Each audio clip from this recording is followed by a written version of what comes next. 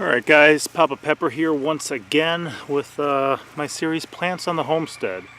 As you can see, some of my previous posts, I'm not exactly talking about growing carrots, peppers, tomatoes, lettuce, your kind of traditional garden plants. I'm talking more about, I may cover some of those things, but I'm talking more about a wide variety of different plants that we're going to incorporate into our homestead for a variety of reasons.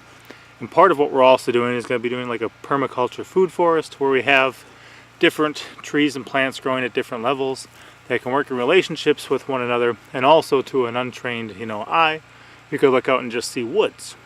But for those who are more familiar with the different plants and things, they could walk out there and be like, wow, this is edible, this is medicinal, this is, and everything would have a purpose.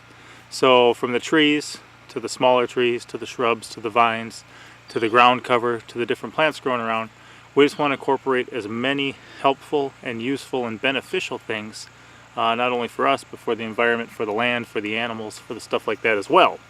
So this one here, and I can smell it now, is rabbit tobacco.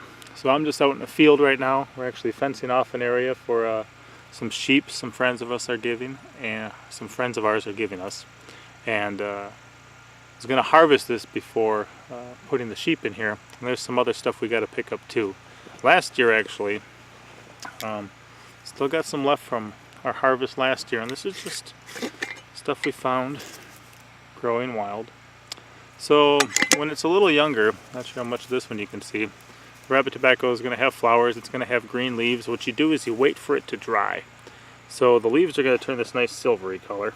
They're kind of going to be browner on one side, then silvery on the other side.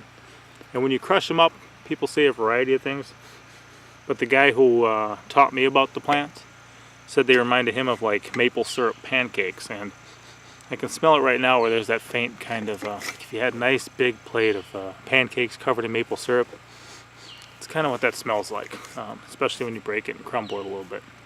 So what you do is you wait for the plant to completely dry out. It's an annual, so it's going to reseed itself from the flowers, and we're going to harvest those as well so we can plant them in areas that we want them to be.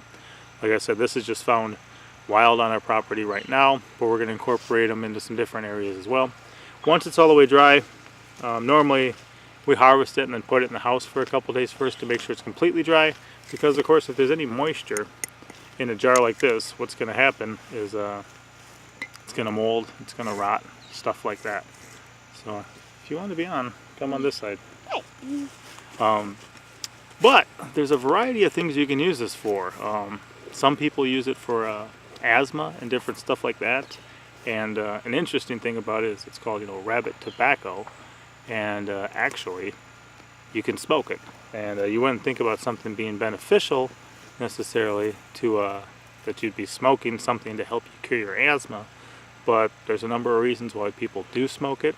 Some people actually use it too to kind of help them go through the motions like you would with a cigarette, but to be able to quit smoking cigarettes and quit smoking tobacco, real tobacco. There's no nicotine here, although it does have a mildly sedative effect when you do smoke it.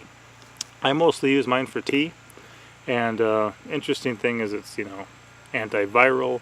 It's good for decongestion. It's got a lot of different things where if people have things like fevers or different ailments, sore throats, coughs, that type of stuff, use it as tea, and it works wonders.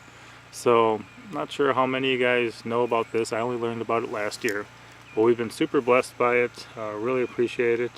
Even if I'm not dealing with something, sometimes I'll just periodically have a little bit in whatever tea mixture I'm making, just to kind of help keep my body where it should be. So we'll be harvesting this. I know there's a couple other patches down between my property and Bluer Than Green's property, and I really like it. Smell good?